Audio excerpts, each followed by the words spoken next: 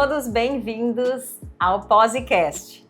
Hoje com a mastologista Michela Marchek, que veio aqui para contribuir toda a sua jornada do pós-operatório, do pré-operatório, tudo que envolve as cirurgias de mama. Michela, seja muito bem-vinda. Gostaria que tu te apresentasse. Muito obrigada. Eu sou médica mastologista, trabalho no Núcleo Mama do Hospital Moinhos de Vento e também na rede Oncoclínicas. E antes de mais nada, eu quero agradecer essa oportunidade, esse convite especial e agradecer especialmente uma colega nossa, né, com quem eu trabalho já há bastante tempo, que é a fisioterapeuta Alessandra Tessaro, que é através dela que nos conhecemos, né, e que gerou essa conexão para esse momento aqui. Então, Ali, obrigada. A Ali é uma grande parceira, tanto no trabalho multiprofissional que temos juntos, mas uma grande amiga com quem eu tenho outros projetos fora da área que envolve o pós-operatório. A Ale é uma grande referência no pós-operatório de cirurgia de mamas e é um grande orgulho para a nossa classe de fisioterapeutas. Então, beijo, Ale, obrigada. Nos vemos em breve. Então, para a gente começar essa conversa, né, que esse podcast realmente é um bate-papo para a gente trazer informações de peso relevantes para quem está assistindo, para quem precisa fazer uma cirurgia, para quem sabe de alguém que precisa fazer uma cirurgia, poder passar informações do que está acontecendo, novidades e todo esse universo da jornada, né, do tratamento do câncer de mama. Então, Michela, sabendo que tu trata o paciente como um todo e não apenas o tumor, né? Como tu enxerga essa jornada da paciente no pós-operatório? Então, sempre que a gente fala sobre um procedimento cirúrgico, né, envolve uma série de questões que começam muito lá atrás na indicação cirúrgica adequada para cada paciente. Quando se trata de uma paciente com câncer de mama, cada vez mais a gente tem identificado lesões por métodos diagnósticos cada vez mais precisos. Então, tanto mamografias de grande qualidade quanto ecografias mamárias e ressonância magnética têm proporcionado que a gente consiga identificar tumores muito pequenos. Então, muitas vezes, no dia da cirurgia, a paciente tem uma jornada já que antecede, que está vinculada com outros profissionais, como os radiologistas ou médicos nucleares. Então, ter toda essa programação adequada até a paciente chegar na sala cirúrgica, ela é extremamente importante também. Porque no dia da cirurgia, muitas vezes a paciente tem uma série de tarefas, né, como se fosse uma gincana a cumprir, que é desde a marcação pré-cirúrgica de lesões, diferente de uma mulher que tem uma lesão palpável, que tu vai lá, programa a cirurgia, o jejum, ela chega na sala cirúrgica e a lesão tá ali, a gente consegue apalpar e determinar qual a melhor incisão. Mas quando as lesões não são palpáveis e são identificadas pelos métodos radiológicos, ela vai ter que submeter a um procedimento anterior, seja guiado por mamografia ou guiado por ecografia. Então essa conexão do mastologista com o radiologista já é um ponto muito importante no planejamento cirúrgico. E muitas vezes a melhor incisão, por mais que a gente imagine, porque nós mastologistas, a gente sempre quer agregar técnicas da cirurgia plástica para trazer a melhor incisão possível para que fique em áreas da vestimenta da mulher e que tenham menor visibilidade possível. Então, regiões na volta da areola periareolar, ou regiões próximas do complexo areopapilar, ou regiões que peguem, assim, áreas do sutiã, ou que a paciente vai vestir um biquíni, um vestido, e, por exemplo, lesões do quadrante supermedial, eu não vou querer fazer uma incisão aqui, onde o decote dela vai demonstrar depois. Então, todo esse planejamento, muitas vezes, é executado até pensando e conversando com o radiologista. Então, o radiologista vai localizar essa lesão, que eu chamo de GPS, assim, falo para as pacientes, tem que ter uma localização, que normalmente é um fio guia, para localizar onde está a lesão e já antes da paciente dormir, normalmente a minha equipe a gente trabalha dessa maneira, eu abro esses curativos que o radiologista fez e já explico, a tua lesão está aqui, mas tem a possibilidade de a gente fazer uma incisão por essa região e já converso com a paciente quais as melhores estratégias, né? Durante o ato operatório em si, também é muito importante, que a gente estava conversando ali previamente, né, que quando a gente faz uma cirurgia num paciente, a gente está provocando um trauma. Diferente de um trauma, seja ele um acidente, por exemplo, é um trauma que vai gerar processos inflamatórios. É um trauma programado, mas é uma invasão que a gente vai fazer no corpo daquela mulher ou do homem. Lembrando que os mastologistas também tratam os homens, eventualmente com câncer de mama, ou muitas vezes pacientes masculinos que podem desenvolver ginecomastia. Mas então, existe uma fase do processo de cicatrização inflamatório. Então, a forma como nós manipulamos esses tecidos no transoperatório também é bastante importante. Então eu procuro utilizar uma colega, né? Eu já tô com a doutora Thalita Ceruti, que é minha colega mastologista, nós operamos juntas normalmente, ou com o doutor Paulo Favalli, que é cirurgião plástico. Então nós já temos uma tendência, nosso jeitinho assim, de lidar com os tecidos, quais são os materiais que a gente utiliza, né, durante o ato transoperatório. Gostamos bastante de utilizar alguns materiais que não conduzem o calor, então são farabefes que diminuem essa condução do calor para os tecidos que vão depois ficar ali na cicatriz. Então, para as bordas da ferida, né? E também procurar usar um eletrocautério num grau não tão elevado de calor. Também ajuda também depois considerando a vascularização daquele retalho.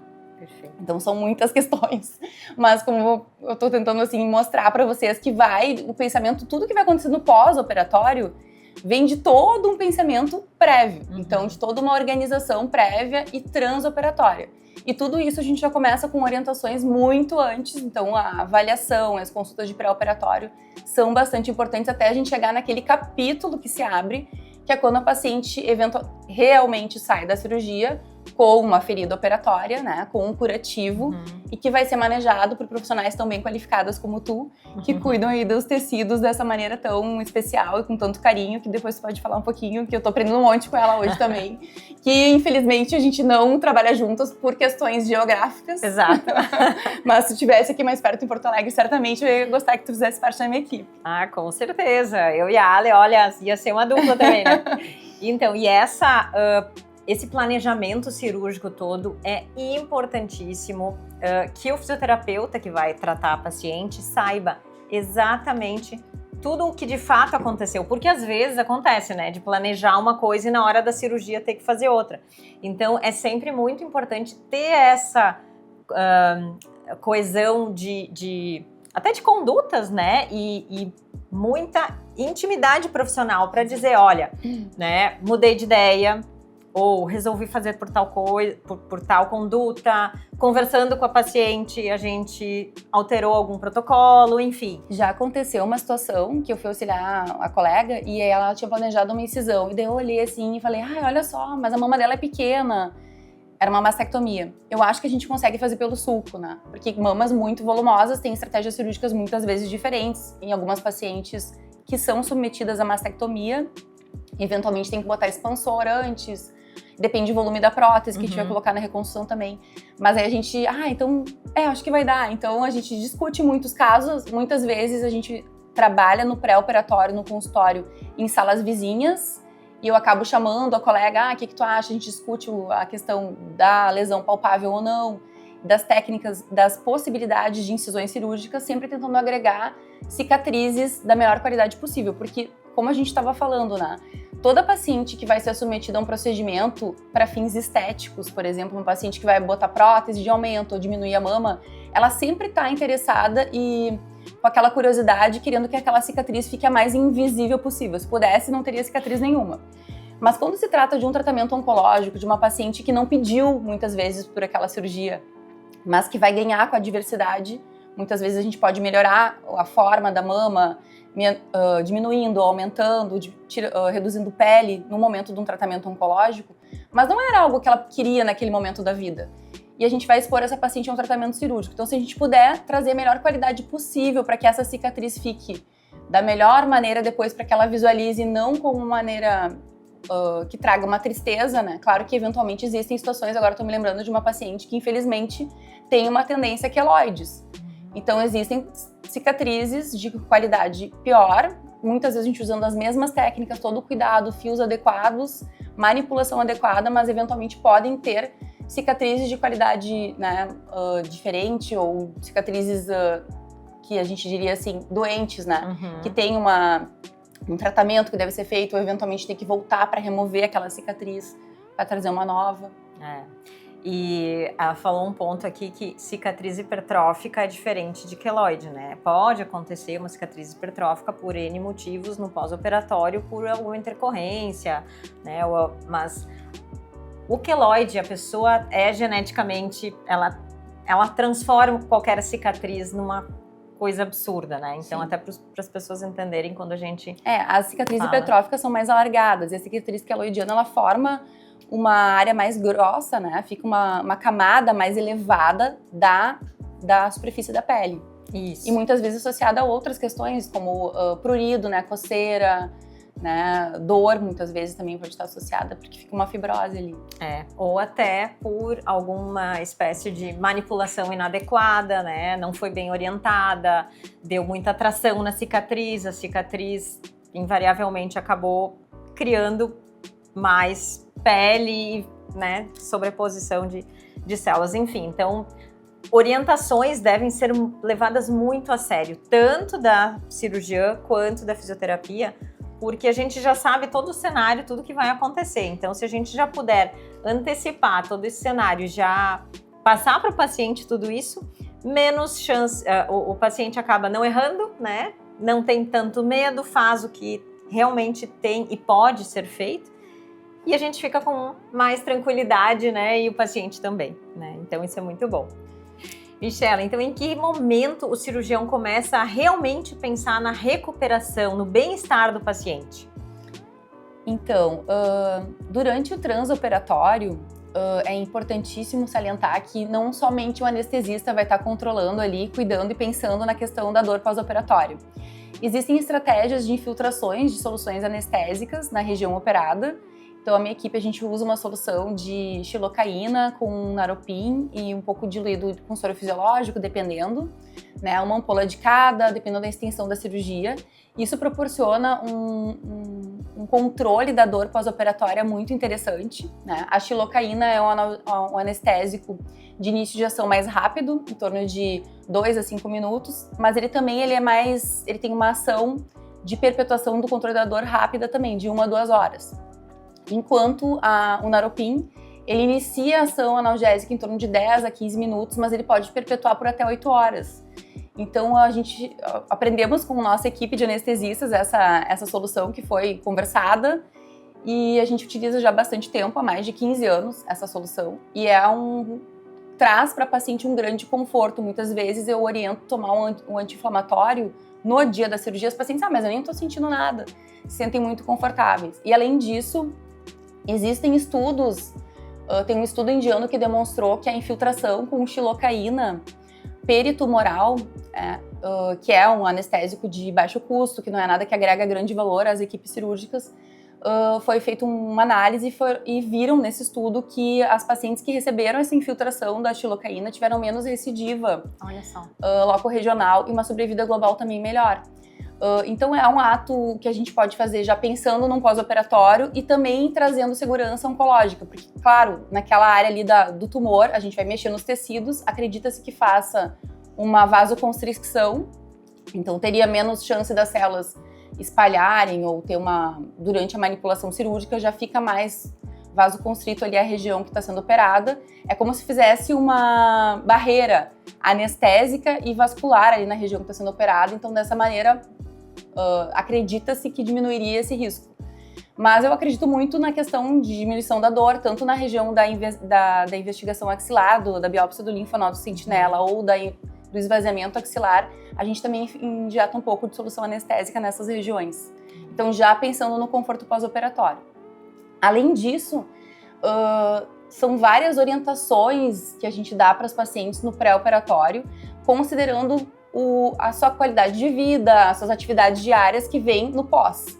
Então, isso inclui, assim, saber qual é o tipo de profissão que a paciente exerce, se ela dirige, né, um carro automático, um carro manual, a questão de lida com crianças, ou às vezes a paciente é o cuidador de um idoso, então tem que ser substituída por alguém da família. Então, toda essa organização também faz parte, saber da vida dessa mulher, qual que vai ser as suas intenções no pós-operatório mais imediato. Recentemente eu atendi uma paciente que até não iria perguntar, mas eu vi que ela estava com capacete, então era uma paciente que utilizava moto. Eu falei, olha, pelo menos umas 2, 3 semanas eu gostaria que ela não utilizasse moto nunca, porque eu acho que é bastante perigoso, mas tem pessoas que precisam, né? E aí eu pedi, a gente vai ter que ter um certo cuidado, porque mesmo que tu não caia ou bata, né, vai trepidar ali segurando o veículo. e isso não é adequado no pós-operatório. E também ter cuidados, tem situações que inevitavelmente podem acontecer, que a paciente está com cinto de segurança, a gente opera muitas pacientes aqui em Porto Alegre que eventualmente são de outras cidades, acaba pegando a estrada, já aconteceu, infelizmente, com uma paciente nossa que se envolveu num acidente de trânsito e acabou tendo que voltar para a sala cirúrgica porque praticamente desmontou toda a mama, né? Toda a nossa reconstrução. Então, tem todas essas questões de cuidados que a gente deve dar. Além disso, sobre o vestuário, que até hoje eu tô aqui feliz que eu tô quebrando mais um paradigma, que depois tu vai contar, que é sobre essa questão do que vestir no pós-operatório, né? Isso tudo também tem uma relação direta, porque eventualmente o paciente pode fazer movimentos desnecessários ou que não devem, né? No pós-operatório mais imediato, a gente orienta que não façam movimentos bruscos pro lado operado, né? Isso vai desde como vai dormir até como se vestir. E o se vestir, normalmente eu indicava as pacientes usar roupas que têm abertura frontal. O próprio sutiã modelador pós-operatório é um sutiã que fecha frontalmente, mas utilizar roupas com zíper ou botões, camisas. Mas, como a gente estava conversando antes, estava me falando que às vezes a camisa também pode atrapalhar no sentido de fazer o ângulo de vestir e fazer esse tipo de movimento para trás. Então, a questão de ter um parceiro nesse cuidado, ela é fundamental, porque são muitas informações. Então, veja que a gente poderia ficar aqui falando por 1 hora sobre todos esses cuidados, né? Mas, do modo geral, que eu posso contribuir como cirurgiã no transoperatório é essa questão da analgesia, que eu acho bastante relevante, e nas orientações do pós-operatório imediato, que vinculam também com a rede de apoio dessa paciente. Então, eu já vi alguns outros te seguindo ali no Instagram, outros vídeos falando sobre questões vinculadas à rede de apoio e à espiritualidade da paciente e essas crenças individuais e tal. Eu acho que isso é bastante interessante também a gente comentar. Eu vejo que pacientes que têm uma boa rede de apoio, elas vão muito melhor no pós-operatório. E essa rede de apoio está vinculada aos cuidados e ao auxílio nos cuidados que a paciente vai ter, mas também não significa que a paciente não possa fazer nada do seu dia a dia. Ela tem que voltar às suas atividades de vida diária. Eu falo para pacientes, primeira semana, vida de rainha em casa, não vai fazer nada. Pode botar um ovinho lá para ferver e fica olhando. Também não precisamos exagerar. Então, tem coisas que a mulher já vai querendo, né? Principalmente com autocuidado, né? Sim, sim. Aquelas questões da vida diária, que é escovar os dentes, maquiar, pentear o cabelo.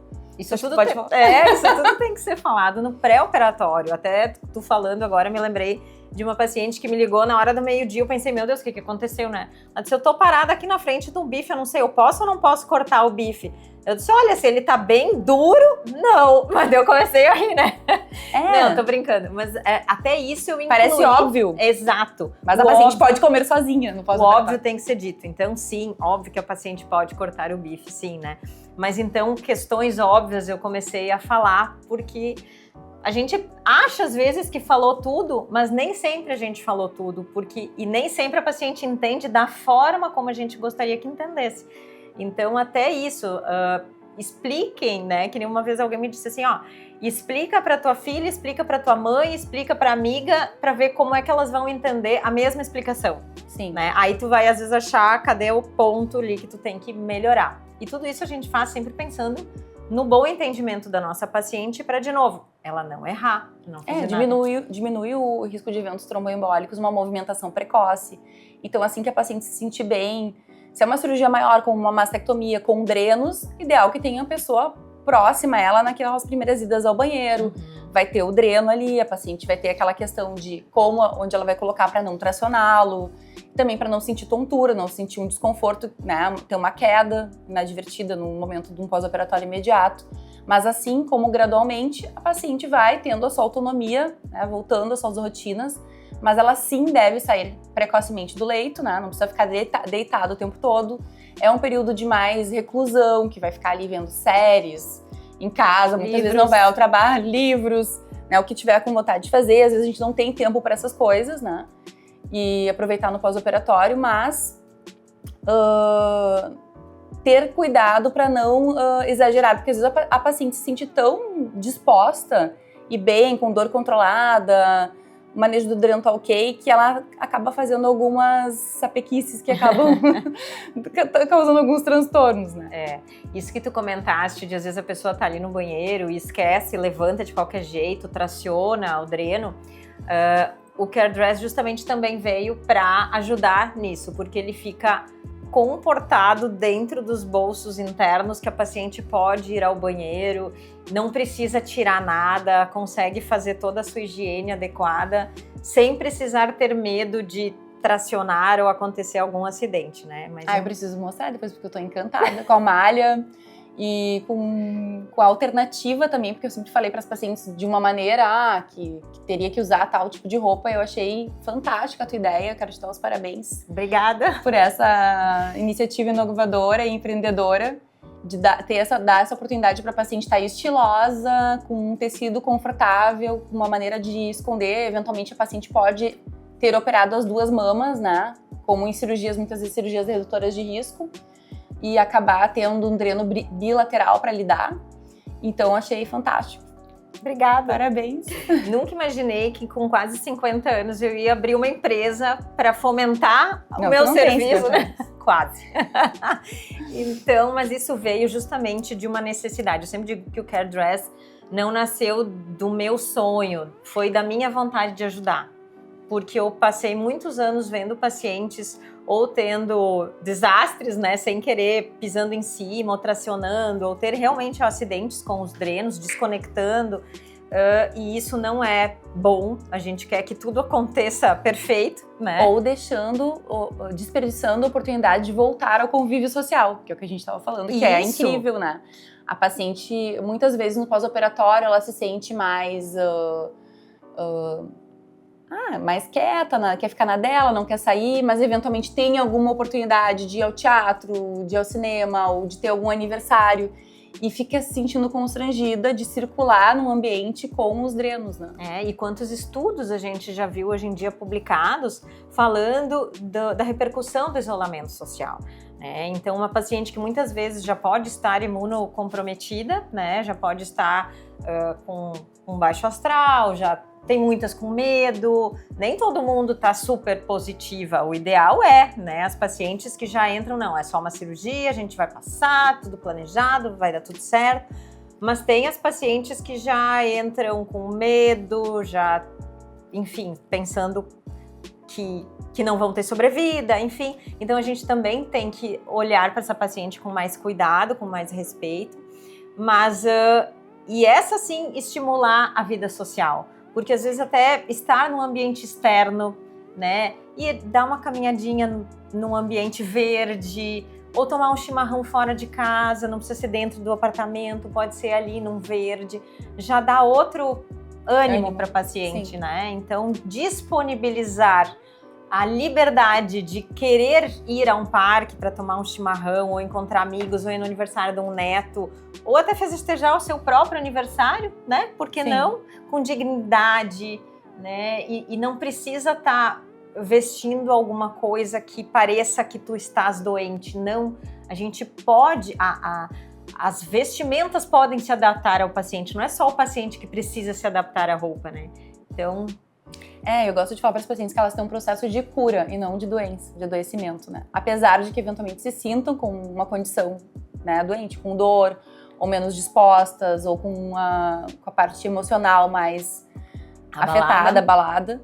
Essa questão também da espiritualidade, ela é bastante relevante a gente falar, porque as pacientes que têm alguma fé, né, não importa que tipo de religião, que tem alguma crença, ou que acreditam em alguma coisa boa, e que isso embase, assim, aquele momento de cirúrgico, né? Algumas pacientes, muitas delas, hoje cada vez mais, a gente tem medicamentos incríveis que estão sendo usados em forma de neoadjuvância, que são tratamentos quimioterápicos ou imunoterapias, elas acabam tendo um momento cirúrgico depois. Uhum.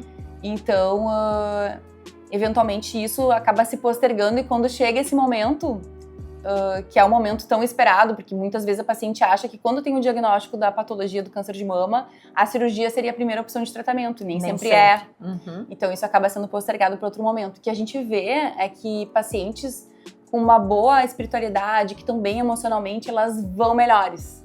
elas têm uma passagem pelo momento cirúrgico e uma recuperação pós-operatória muito melhor. E, eventualmente, por mais que a paciente tenha fé, seja espiritualizada, mesmo assim, problemas podem acontecer, como, por exemplo, um seroma, um hematoma de pós-operatório, uma infecção, mas a gente percebe que essas mulheres, elas têm uma tendência em resolver tudo flui de uma forma mais leve. Sim, e flui melhor. É fato. Para qualquer tipo de cirurgia, né? É impressionante, né? E, Michela, quais são os maiores desafios que a paciente enfrenta nas primeiras 2 semanas? Que é ali o momento mais crítico do pós-operatório. Os principais desafios que eu percebo são muito vinculados ao sono, porque eu vejo que as pacientes elas já têm muitas vezes uma ansiedade, uma dificuldade para dormir, e no pós-operatório imediato existe eventualmente uma restrição de movimentos durante o período de sono. Então a gente recomenda que a paciente não durma para o lado operado, né? Não deve se virar durante o sono para aquele lado, pode comprometer completamente a cirurgia. Tem o dreno também ali, eventualmente. Então todos esses cuidados de estratégias do que fazer. Por exemplo, usar travesseiros para o outro lado, ficar mais inclinada para o outro. Não quer dizer que tenha que necessariamente dormir de barriga para cima completamente. Ou, eventualmente, a gente acaba utilizando alguma medicação, como algum indutor do sono, para ter mais tranquilidade, um relaxante muscular, para que a paciente tenha uma noite de sono mais restauradora. Além disso, toda a expectativa de que aquele retalho que a gente tem, seja numa mastectomia ou mesmo numa cirurgia conservadora, como num quadrante, que ele sobrevive e fique bem, que nossas bordas cirúrgicas fiquem o melhor possível, que ela venha a ter a melhor cicatrização possível.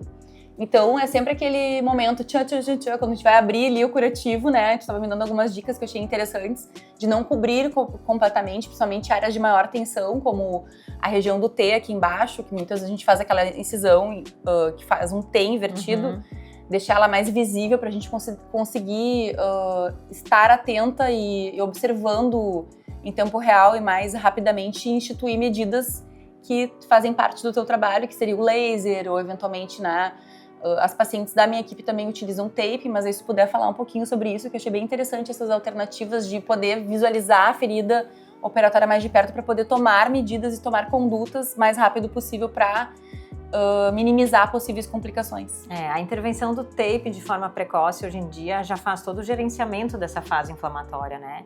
Então, assim como eu explico para as pacientes, né, a gente não consegue zerar a dor, a gente não consegue zerar edema por usar o tape, mas ele reduz significativamente. E também, por consequência disso, ele reduz a dor, né? Então, é uma modulação da dor, né? Que nem a gente sempre fala, quando tu te bate, a primeira coisa que a gente fala, aperta ali, né? Então, como o taping fica em contato 24 horas por alguns dias, então eu brinco, o taping fica trabalhando por mim 24 horas, né? É ótimo, ele fica ali trabalhando por mim. Mas agora voltando, vamos falar sério. Mas de a novo, sensação né? que eu tenho do taping é que ele faz uma sustentação além do modelador. Muito. Então ele dá uma sensação de segurança. Muito. Antes de trabalhar com o taping, a fala das pacientes quando iam abrir o sutiã pra gente fazer a análise, a terapia, era, nossa, parece que vai despencar tudo pra fora, né? E agora a gente não ouve mais essa frase, porque o taping tá ali contendo, segurando, e assim como ele contém o edema. Então, se a gente sabe que o edema esperado é desse tamanho, e o que realmente acontece é esse tamanho, nossa, só por ali já é um baita ganho, em função de minimizar dor, ele não faz aquela tração que é, né, comum de forças tracionais pelo ato cirúrgico, então a cicatriz, os pontos não ficam tão estressados, né? E também isso ajuda a corrigir muito a qualidade cicatricial. Em função da medicação, às vezes os pacientes até falam, olha, não senti necessidade de tomar a medicação, ainda mais agora, sabendo, né, dessa intervenção também durante a cirurgia do transoperatório para minimizar ainda mais o desconforto da paciente. Então, acho que quanto mais a gente estiver atento às pesquisas, o que está sendo feito no mundo, mais a gente vai poder oferecer para os nossos pacientes, né, em relação à qualidade de vida, menos dor, recuperação mais rápida. Então, todo esse gerenciamento do trauma, o taping é um dos recursos. Um outro dos recursos também utilizado é o laser, que também ativa todo o processo metabólico, a gente estimula o que a gente precisa estimular, às vezes a gente inibe também coisas que a gente não gostaria que acontecesse.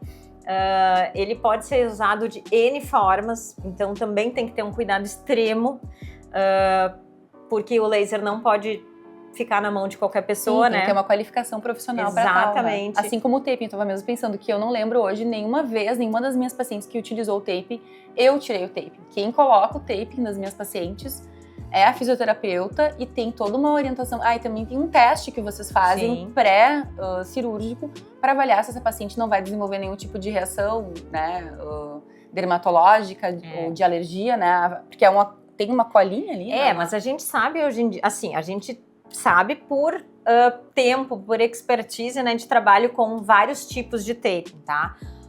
Quando realmente dá algum problema de laceração de pele, bolha, alguma coisa do que tipo, é bem comum, né? 90 e muitos % do motivo que ocorreu isso é a má aplicação do taping. Então, nem sempre é a qualidade, o tipo de taping, porque eles são muito parecidos, né? Tem toda uma técnica de aplicação e de retirada. Exato, exato. Porque quando a gente coloca o taping no tecido, na pele, a pele está numa condição, mas no dia seguinte ela vai estar diferente, porque o trauma, né, a inflamação vai vindo, então o edema vai expandindo. 48 horas depois é outro cenário. Então a gente tem que entender muito de forças elásticas, tanto do tape na hora de aplicar, quanto daquela mama do que vai acontecer. A gente tem que prever exatamente tudo para não errar, né? Então realmente a aplicação e a remoção do taping tem que ter expertise para colocar, assim, não é de qualquer jeito, não é. E Michela, na tua experiência ao longo dos últimos anos, qual o impacto da reabilitação precoce, da fisioterapia especializada em relação às tuas primeiras pacientes, assim? Qual a diferença, qual o impacto que tu vê, que tu percebe? Olha, principalmente nas pacientes, o que é mais visível, principalmente nas pacientes que foram submetidas a alguma manipulação axilar. Eu espero não ter nos próximos anos, mas eu não lembro de ter tido uma paciente com linfedema, por exemplo. Né? Claro que a cirurgia axilar ela mudou muito nos últimos anos, cada vez mais a gente tem desescalonado o quanto a gente invade a axila da paciente, né? Porque a gente vê que oncologicamente isso não é benéfico, então tem que avaliar caso a caso. Mas hoje tirar mais linfonodos não é melhor, muitas vezes. Como se pensava já. Como se pensava, que era aquela cirurgia ampla, quanto mais linfonodos, ou o cirurgião, eu tirei 25 linfonodos. Hoje em dia a gente fica extremamente frustrado quando eventualmente tu tirou 5 e era 1 e todos eram negativos, então, né? Então, cada vez mais a gente tenta ter uma exploração axilar menor. E a gente vê que com esse cuidado pós-operatório imediato, principalmente os pacientes que têm a condição, que seguem a recomendação, que fazem uma fisioterapia precoce, que tem uma mobilidade total e mais ampla, mais precocemente possível. Porque quando a gente fala em restringir movimento, de forma alguma significa que a paciente tem que ficar parada e que ela não pode fazer, que acontece também o exagero pro outro lado. Da paciente chegar a fazer um ombro congelado porque ela não quer se mexer. Então, ter essa conversa, esclarecer as dúvidas com o mastologista, com o fisioterapeuta, né, com os profissionais, é extremamente importante para ter o melhor resultado possível. E vendo as pacientes que mobilizam precocemente, dali depois de 3 semanas, normalmente 2 a 3 semanas, quando a gente retira os pontos, já faz uma mobilização com a físio, já conseguem mexer plenamente o braço, se sentem com menos dor, menos desconforto, aquela sensação de parestesia também a gente não tem visto tanto. E muitas pacientes têm a necessidade de fazer um tratamento adjuvante depois, que é a radioterapia, como que é a posição da paciente, com o braço elevado. Então isso não é uma frescura, não é, mas quer me encaminhar para mais alguém, porque às vezes a gente sabe que tudo hoje na saúde envolve desprendimento de investimento financeiro. Não é um gasto, é um investimento na saúde. De ter mais aquele momento com a físio, ter uma físio qualificada para a paciente consultar, fazer uma manipulação com alguém que entende o que está fazendo, que faz uma manipulação oncológica, e ter a disponibilidade de ter esses tratamentos como o laser, por exemplo, ter uma cicatriz de melhor qualidade, ou ter alguém ali por perto que com critério, eu estou falando de cirurgias de reconstrução, que a gente utiliza técnicas de cirurgia plástica. Então, os retalhos do tecido, eles são fundamentais para que a gente tenha um sucesso e que aquela cirurgia seja maravilhosa, não tenha que reintervir, que não tenha necrose, que não tenha um sofrimento maior, que a gente tem que voltar para o bloco, retirar bordas ou talvez até tirar o expansor ou a prótese, que seria algo mais dramático, né? Mas eu sou fascinada, assim, sou muito feliz de ter pessoas qualificadas por perto. E hoje também tenho a oportunidade de conhecer mais uma pessoa, uma profissional fantástica. Obrigada. E a gente faz muita troca, que nem aqui antes nos bastidores a gente estava já fazendo várias trocas, né? E vamos continuar fazendo aqui para vocês. E tu vai mostrar o vestido aqui, Vou falar assim. Mas tu estava falando antes da hiperbárica, eu lembrei que teve uma paciente que foi fazer fora do estado a cirurgia dela. E no checklist ali, quando ela chega no pré-operatório, no hospital, então era dela não vou dizer o poder da escolha de querer ou não fazer hiperbárica, porque tava ali tipo como tu quer ou tu não quer fazer, já faz parte. A hiperbárica é uma indicação médica, que muitas vezes a gente já olha, né, já tem essa noção, tô achando que esse tecido tá com sofrimento vascular, a gente vê que as bordas ficam mais equimóticas, mais roxinhas. Tem indicação. Né? Então, o que acontece? Eu peço para a paciente fazer uma consulta com a hiperbarista, com a médica hiperbarista, e ela que vai avaliar e determinar quantas sessões, né? Qual a periodicidade, qual a melhor câmara para a paciente ficar, se é individual, se é compartilhada. Então, é uma especialidade médica, né? Que ainda não tá, que eu saiba, tá para ser registrado no conselho como especialidade, mas as pessoas que trabalham nisso são profissionais ultra especializados, porque a oxigenoterapia hiperbárica, lembremos, começou para tratar mergulhadores, né? Então vem de outras indicações médicas e agora não pode ser também banalizada, mas ela é extremamente interessante e indicada para casos específicos. Mas tu viu, né? A paciente nem tinha sido operada ainda e estava ali no protocolo dela para ela escolher se ela queria ou não depois, né? Enfim, né? Cada um, tudo bem. Mas então, pensando nesse bem-estar do paciente, né? Do pós-operatório, a gente quer que ele tenha um pós-operatório leve, né? Porque justamente também o alto astral ajuda muito, como tu falaste antes, na recuperação, né? E o ambiente também precisa ser saudável, o ambiente, né? Isso é muito importante falar também sobre o transoperatório. O ambiente, tem estudos que mostram que pacientes são expostas à hipotermia no transoperatório. Então, todo um cuidado que também a minha equipe tem de organizar a sala cirúrgica para receber essa paciente com ar-condicionado, numa temperatura agradável, cama aquecida, manter a paciente aquecida com manta térmica durante todo o transoperatório, meias de retorno venoso, botas, perneiras de retorno venoso também para diminuir a chance de trombose, mas manter a paciente aquecida tanto no transoperatório quanto pós-operatório imediato. Isso também é bem importante para que o tecido não tenha sofrimento. Sim, e vocês têm pode chegar a temperatura corporal no mínimo a tanto ou vocês não estipulam um número específico? Eu vou te dizer que essa resposta não tem, que quem cuida da temperatura é o anestesista. Eu imagino. Às vezes ele fala, tá quente demais, tá, a paciente, ela tá suando, então não, mas tudo bem, quem cuida normalmente é o anestesista. O que a gente preconiza e tem que cuidar muito é porque a paciente tá ali exposta, né, o corpo, o organismo da paciente exposto àquela temperatura, mas os cirurgiões com aquelas roupas cirúrgicas que a gente veste, a gente passa muito calor. Então é um contraste que a gente tem que ter um ambiente climatizado bom para o cirurgião, mas sempre a gente está priorizando o paciente. Sim, com certeza. Né? Michela, muitas pacientes relatam que sentem vergonha do próprio corpo ou não se sentem aptas a fazer parte da sociedade, participar de um evento, almoçar fora, ir num pub, alguma coisa assim, enquanto estão fazendo uso de drenos, né? O que tu teria a dizer para essas pacientes hoje em dia? Então, por mais que a gente estabeleça ou ofereça para o paciente estratégias de camuflar esse dreno, esconder, eu trabalho há bastante tempo com algumas bolsinhas, mas querendo ou não, fica uma parte do caninho do dreno, né? Da transição do trajeto até a parte coletora que fica aparente. Então, hoje eu tive o prazer de descobrir que existem outras alternativas, né? A questão da autoestima está muito vinculada também com apoio da rede de apoio, amigas e da própria paciente também se olhar e ter a oportunidade de vestir alguma coisa que lhe caia bem e que ela se sinta animada.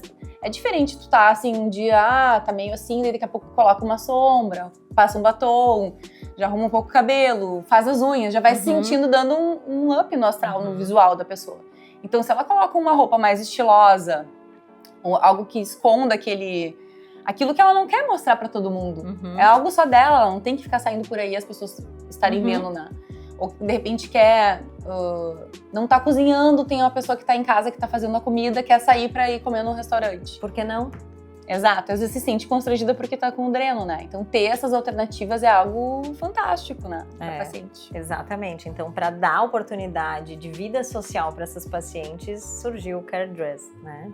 E lembrando agora de uma paciente que me falou, até acho que peguei um trechinho da fala dela num vídeo que eu fiz, que ela comentou assim, até mesmo para estar em casa. Ela disse assim, eu não me aguentava mais de pijama em casa. E isso eu não tinha pensado, porque eu pensei no Care Dress para justamente fazer a pessoa sair de casa, né? Para ela ter vida depois da cirurgia. Ter ânimo. Ter ânimo. E ela me disse uma coisa que não tinha passado pela minha cabeça ainda, que ela disse até para se sentir bem dentro de casa. Porque ela disse, eu não me aguentava mais me olhar de pijama. Sim, porque muitas vezes nos primeiros dias também de pós-operatório o paciente vai receber uma visita, vai vir alguém da família, uma amiga. Claro, né? Então até para se sentir bem dentro de casa, gente. Então, relatos de pacientes, é que nem o bife que eu falei antes, né? Sim. Relato de paciente, a gente sempre aprende, né? Então, ouvir é sempre muito bom essas pacientes. Então, eu tenho evitado fazer cirurgias bilaterais em pacientes pós-quimioterapia neoadjuvante, prefiro operar o lado que está doente e depois, num outro momento, com que restabeleceu completamente a sua imunidade, fazer o outro lado, principalmente para pacientes que são submetidos a imunoterapia, com pembrolizumab, por exemplo. Então, é uma questão que tem que ter paciência e nem sempre vai ser tudo no mesmo momento. E achei que o Care Dress, ele proporciona também uma sensação de amplitude ali do movimento que talvez disfarce mais essa assimetria ou irregularidade do corpo, que nem sempre é possível num ato único a gente conseguir solucionar. E exatamente isso. Mesmo fazendo uma cirurgia estética bilateral, sempre a gente vai ter dois comportamentos. As duas mamas, elas nunca agem da mesma forma no pós-operatório, elas nunca têm as mesmas respostas. Então, imagina numa situação dessas, que são traumas diferentes, cirurgias diferentes, né? Então, é muito mais complexo. E eu já tive pacientes que tiveram diagnóstico em momentos diferentes da vida. Então, por exemplo, tiveram um diagnóstico da mama esquerda e fez um tipo de reconstrução com um retalho do próprio corpo, autólogo, um TRAN, por exemplo, um retalho abdominal. É um tipo de reconstrução. Aquele retalho já foi usado, não posso usar mais. Então, nesse momento agora que vem a ter um câncer de mama na outra, são outras estratégias cirúrgicas. Então, são cirurgias diferentes para tentar trazer a maior simetria possível, a maior harmonia para aquela mulher. Então, nem sempre são as mesmas estratégias que a gente utiliza. Não vai ficar igual, 100%, vai ficar parecido. Tudo que a gente quer é que fique o melhor possível. Mas é uma nova mulher que vai ter que se redescobrir ali. Exato. Isso é um processo, né? Claro. E já também tive pacientes que descobriu o câncer porque foi fazer cirurgia, foi fazer exames pré-operatórios porque gostaria de reduzir suas mamas, que eram mamas muito densas, muito grandes, muito pesadas, e a vida inteira as mamas eram um problema para ela. E quando ela foi fazer os exames pré-operatórios da cirurgia plástica para reposicionar, para reduzir, descobriu, né? E isso é bem frequente. Infelizmente, é mais frequente do que a gente gosta, né? Óbvio que a gente é interessante a gente lembrar sobre isso, porque o Brasil é um país que bate recordes em cirurgia plástica, né? Nós temos muitas mulheres que são submetidas a cirurgias estéticas de mama, então tu trabalha bastante com pacientes, com cirurgiões plásticos, pacientes que são submetidos à cirurgia plástica, e nós, mastologistas, eventualmente são encaminhadas pacientes para a gente fazer avaliações, mas muitas vezes é assim, ó, olha só, me liga uma colega plástica, eu tenho uma paciente, eu vou operar sexta que vem, tá? Mas tem um nódulo. Então, assim, façam essas avaliações, é uma paciente que vai fazer uma cirurgia estética da mama, avaliem bem o perfil dessa paciente da história familiar, porque eventualmente uma paciente tem uma história que a mãe teve câncer de mama numa idade muito precoce, às vezes são pacientes de alto risco que merecem ter ressonância magnética incluída na avaliação pré-cirúrgica.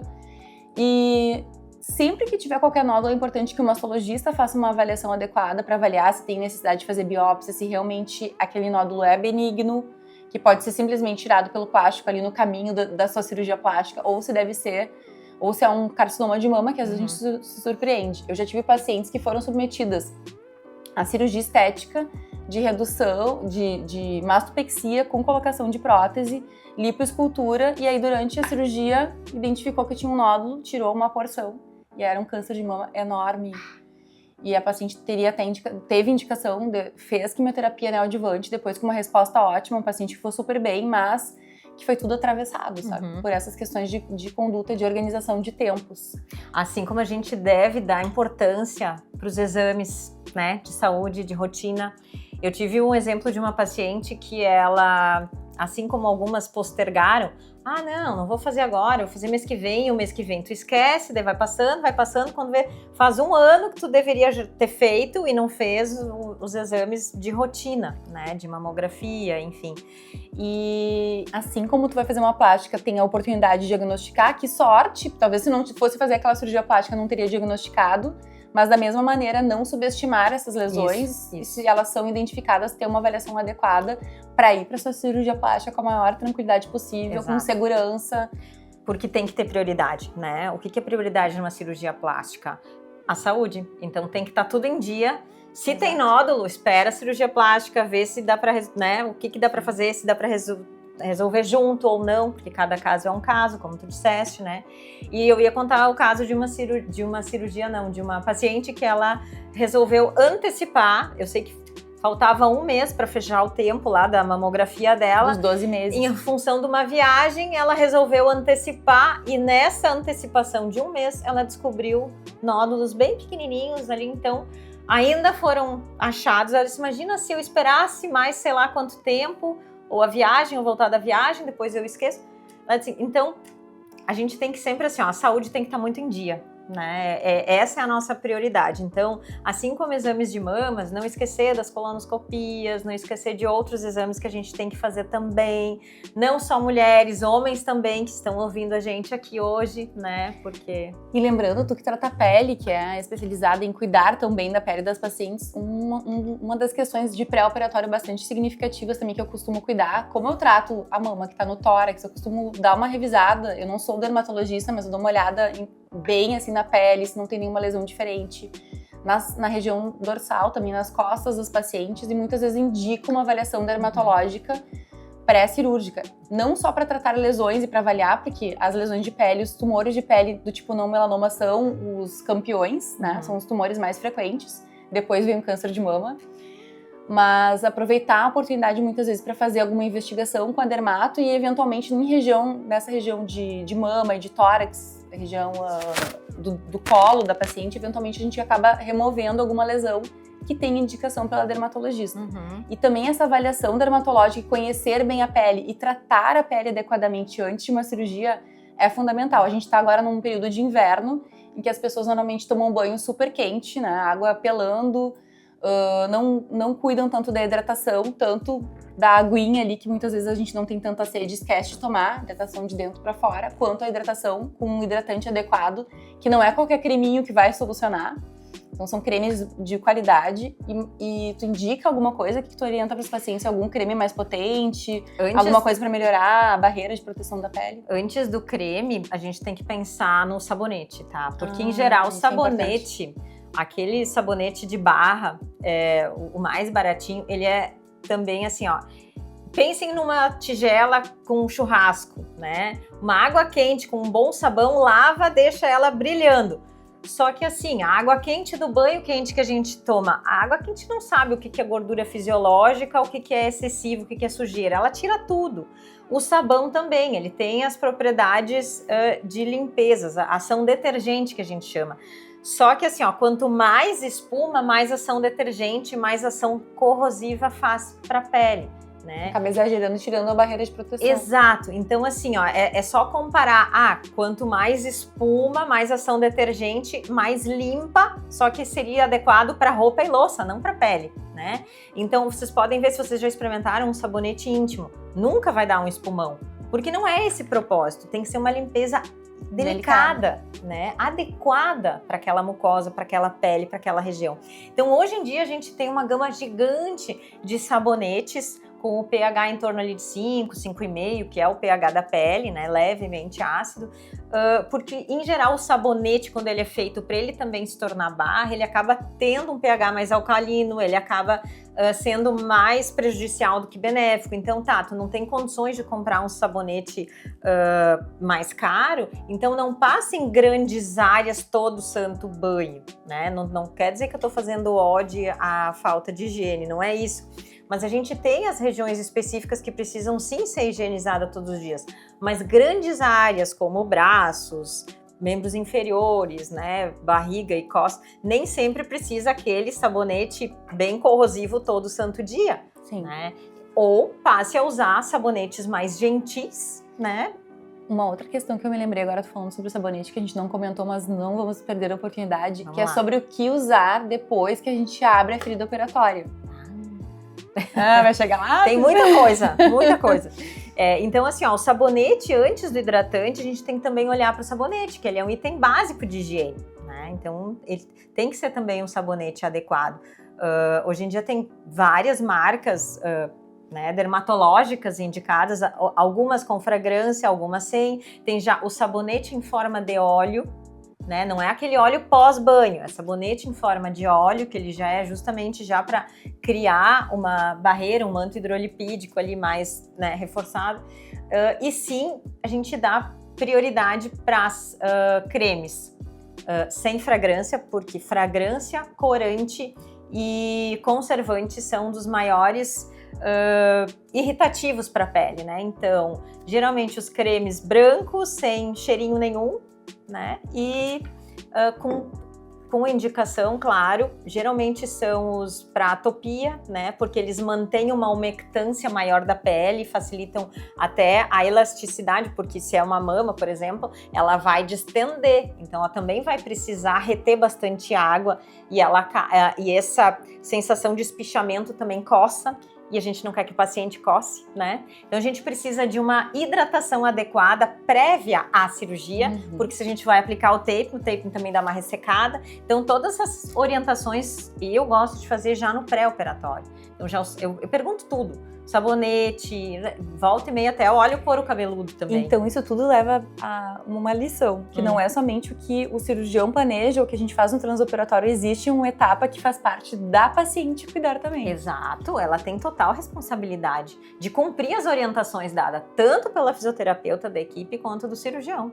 Total. Que é uma etapa de cuidado, de preparo, então já dessa pele antes e todo o cuidado que ela vai tendo com os curativos depois, né?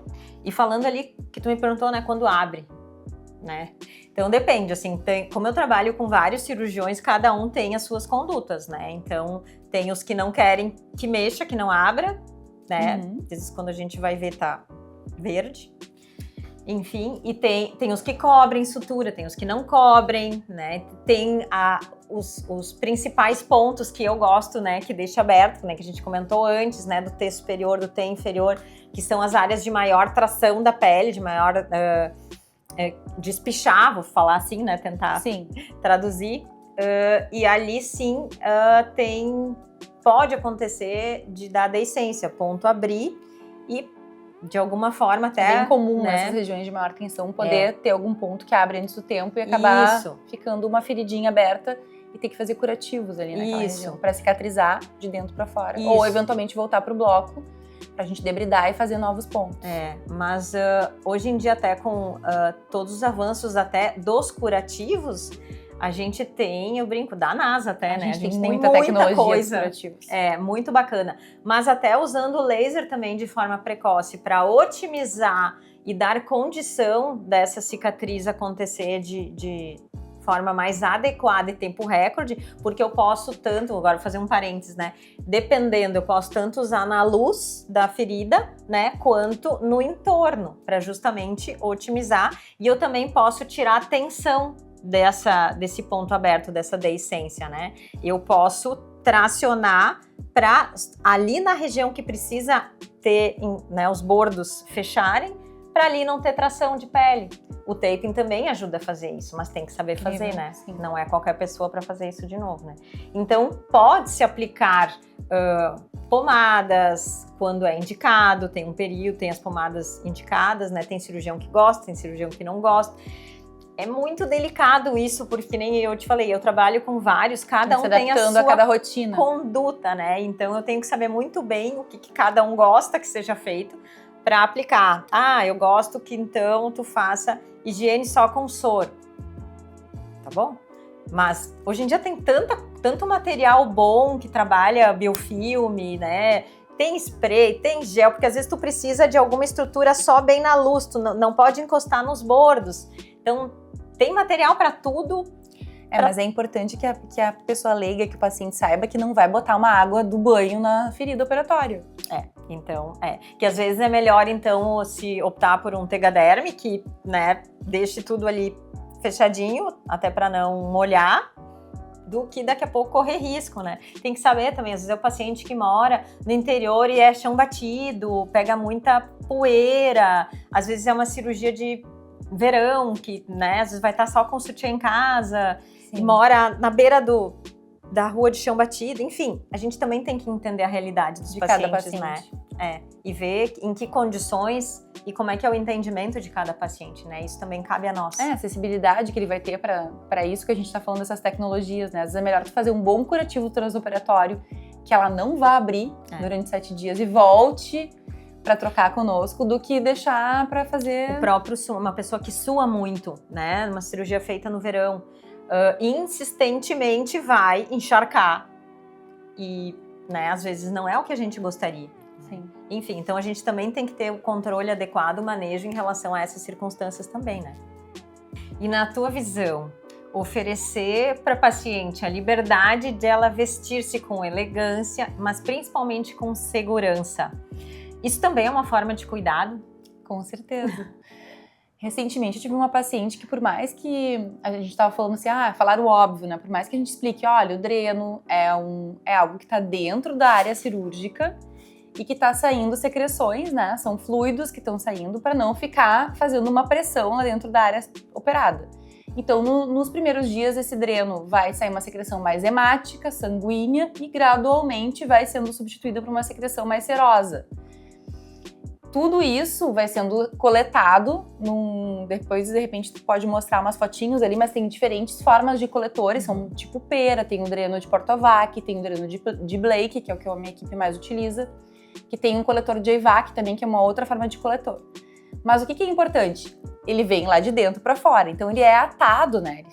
São colocados pontos para que ele fique naquele pertuito em que ele sai de dentro do corpo da paciente para o ambiente externo. Ele é costurado na pele.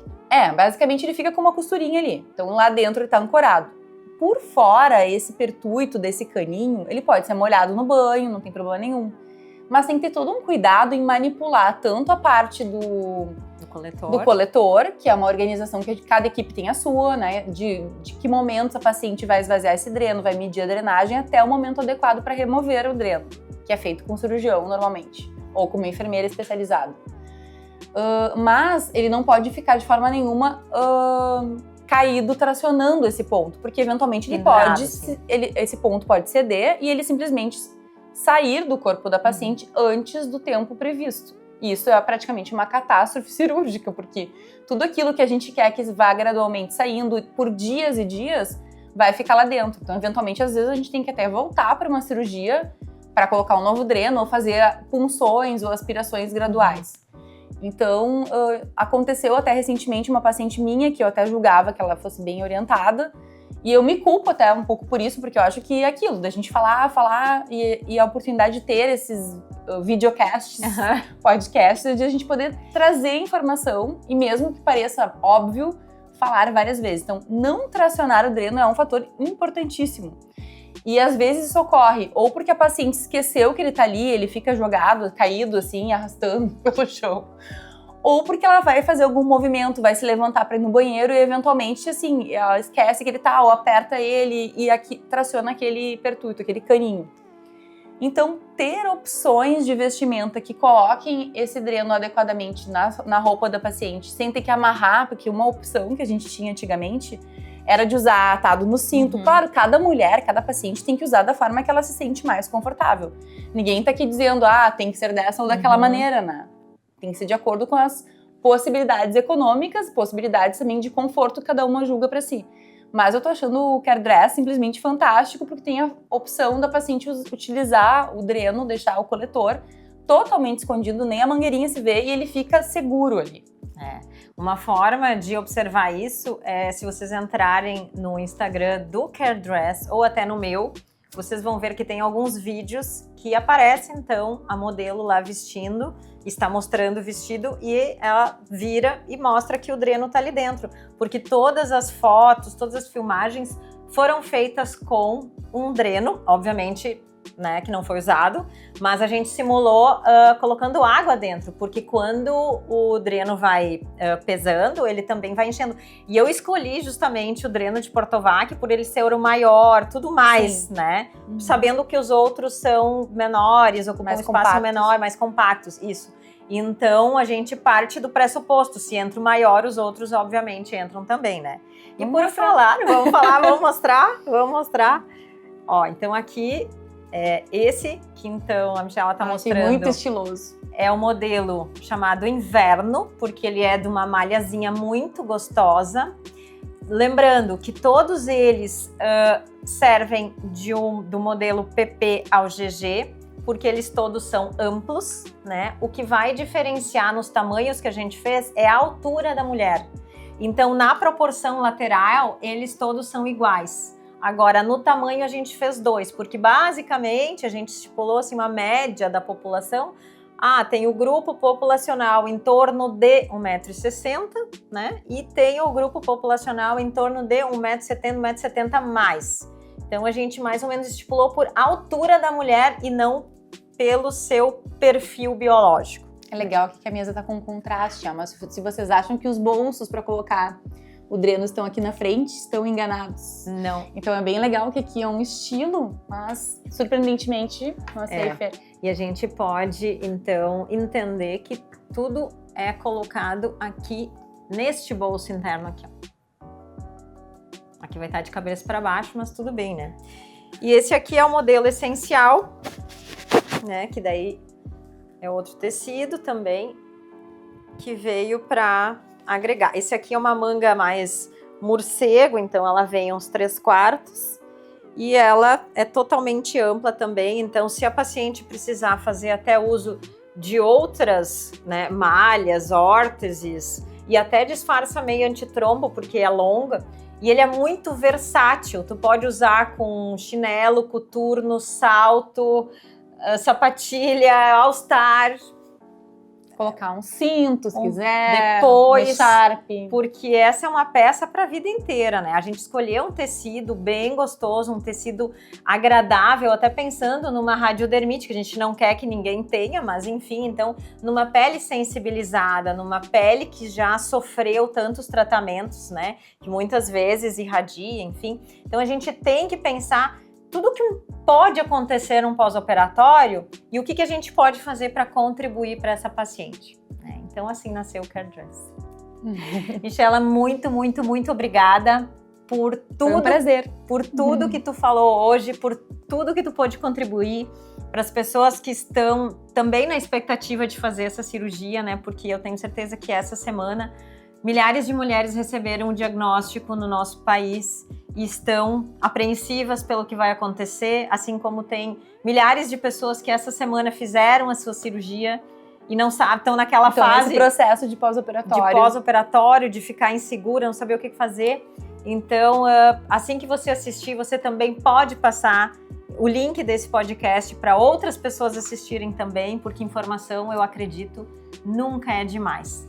Obrigada de novo. Obrigada Eu que por agradeço. aceitar o convite. E Eu vou querer um link de desconto depois para os meus pacientes. mas então, ó, Vamos criar. Vamos criar.